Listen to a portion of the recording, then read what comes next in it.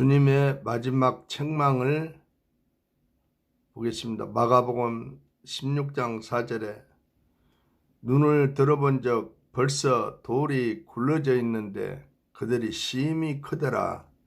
오늘 이 본문의 말씀을 가지고 상고해 보겠습니다. 첫 번째로 약속의 갈릴리를 잊었기 때문에 그랬습니다. 갈릴리는 첫사랑의 장소입니다. 베드로를 유시한 제자들은 거의 갈릴리 지방 출신들입니다. 그런데 지금 제자들은 그 정열과 사랑을 주님의 빈 무덤 속에 가두어 버리고 서로 불신하여 멀어져 가고만 있기에 주님께 책망을 들은 것입니다. 첫사랑을 잃어버린 성도와 교회는 주님께 책망을 듣습니다.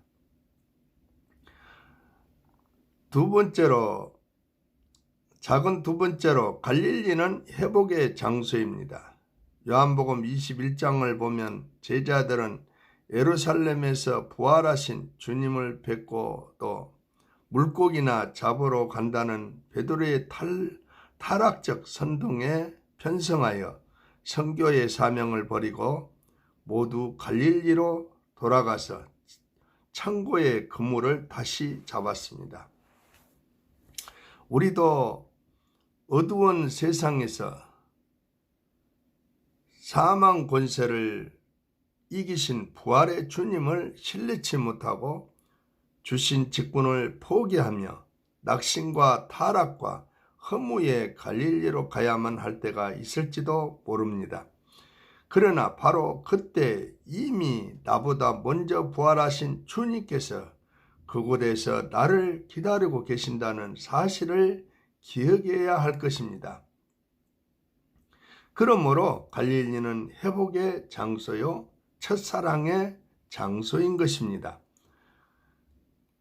큰 두 번째로 부활의 증인들을 불신하기 때문입니다. 작은 첫 번째로 심령이 완악해졌습니다.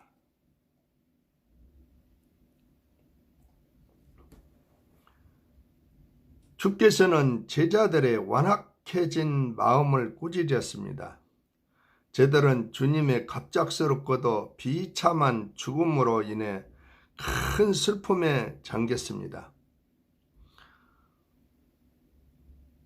성도는 급격한 환경의 변화와 삶의 위기가 닥치더라도 살아계신 주께서 내 곁에 가까이 계심을 믿고 성도의 본분을 잃지 않아야 합니다.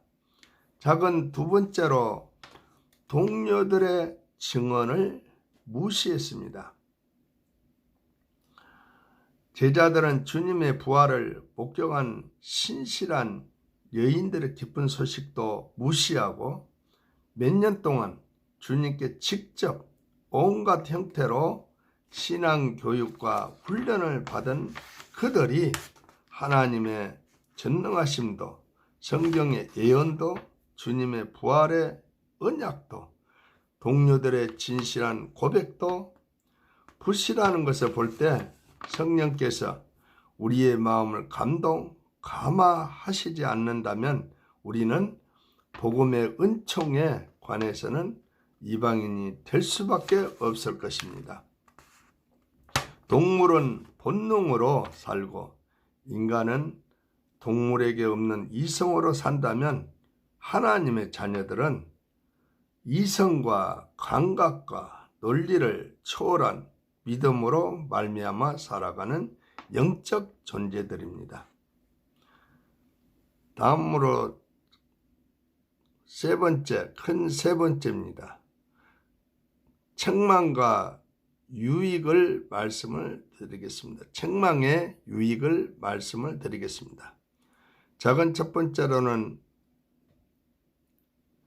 경각심을 불러일으켰습니다.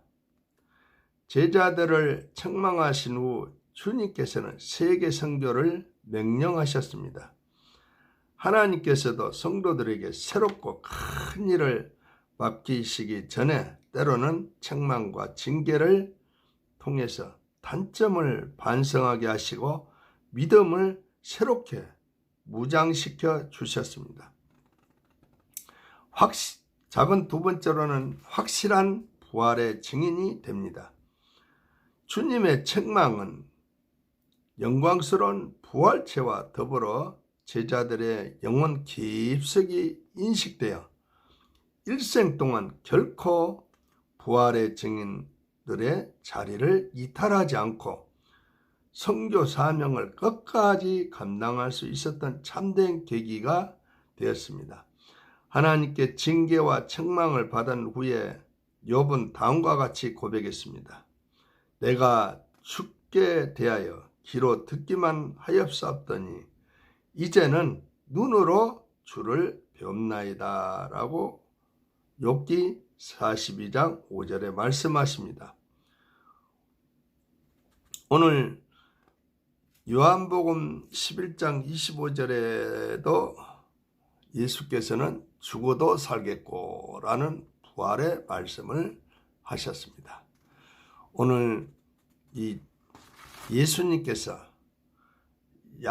주님의 마지막 책망을 통해서 우리는 새롭게 우리의 자세, 우리의 모습을 바라보고 확신을 가지고 부활의 신앙으로 승리의 삶을 살아가시기를 주의 이름으로 축원합니다.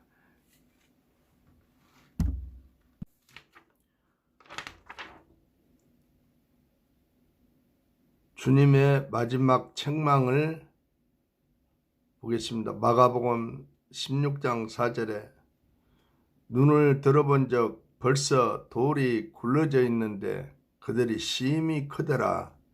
오늘 이 본문의 말씀을 가지고 상고해 보겠습니다. 첫 번째로 약속의 갈릴리를 잊었기 때문에 그랬습니다.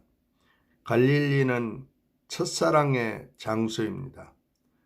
베드로를 유시한 제자들은 거의 갈릴리 지방 출신들입니다. 그런데 지금 제자들은 그 정열과 사랑을 주님의 빈 무덤 속에 가두어 버리고 서로 불신하여 멀어져 가고만 있기에 주님께 책망을 들은 것입니다. 첫사랑을 잃어버린 성도와 교회는 주님께 책망을 듣습니다.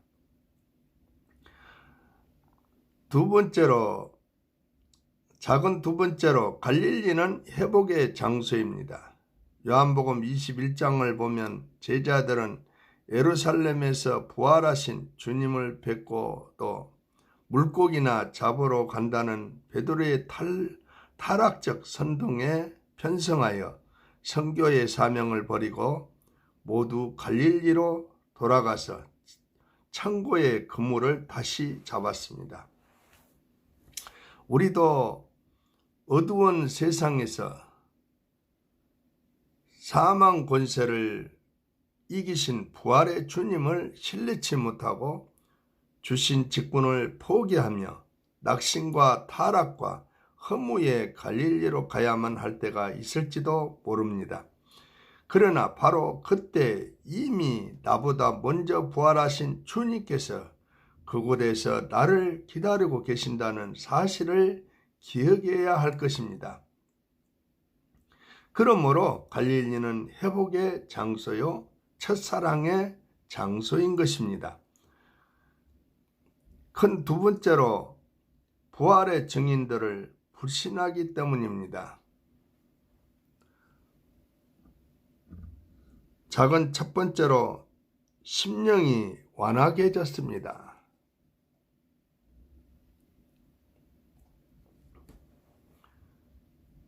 주께서는 제자들의 완악해진 마음을 꾸짖었습니다. 저들은 주님의 갑작스럽고도 비참한 죽음으로 인해 큰 슬픔에 잠겼습니다. 성도는 급격한 환경의 변화와 삶의 위기가 닥치더라도 살아계신 주께서 내 곁에 가까이 계심을 믿고 성도의 본분을 잃지 않아야 합니다. 작은 두 번째로 동료들의 증언을 무시했습니다.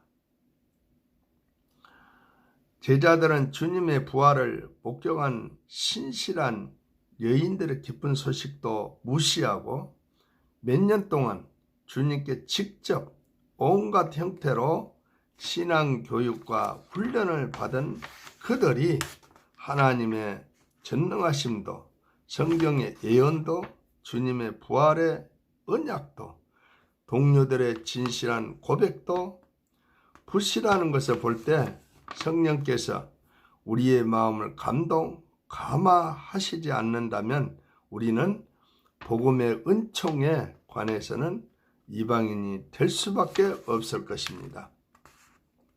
동물은 본능으로 살고 인간은 동물에게 없는 이성으로 산다면 하나님의 자녀들은 이성과 감각과 논리를 초월한 믿음으로 말미암아 살아가는 영적 존재들입니다.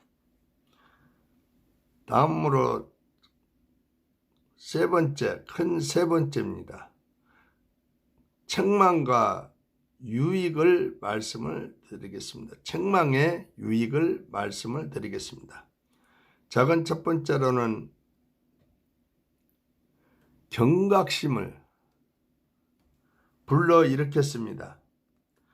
제자들을 책망하신 후 주님께서는 세계 선교를 명령하셨습니다.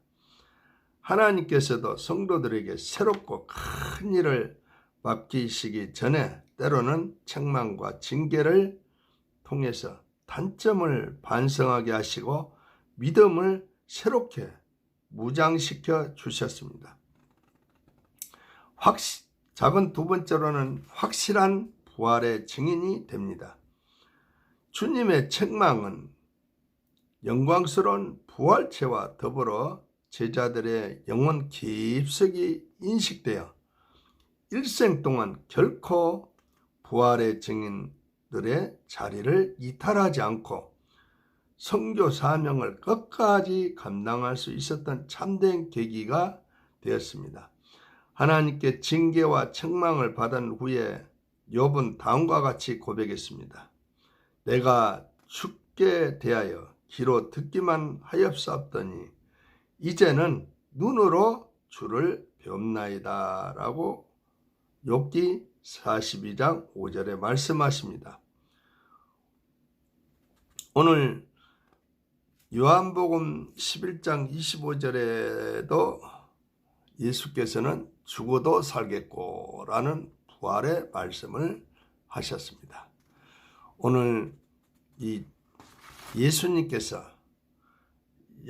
주님의 마지막 책망을 통해서 우리는 새롭게 우리의 자세, 우리의 모습을 바라보고 확신을 가지고 부활의 신앙으로 승리의 삶을 살아가시기를 주의 이름으로 축원합니다.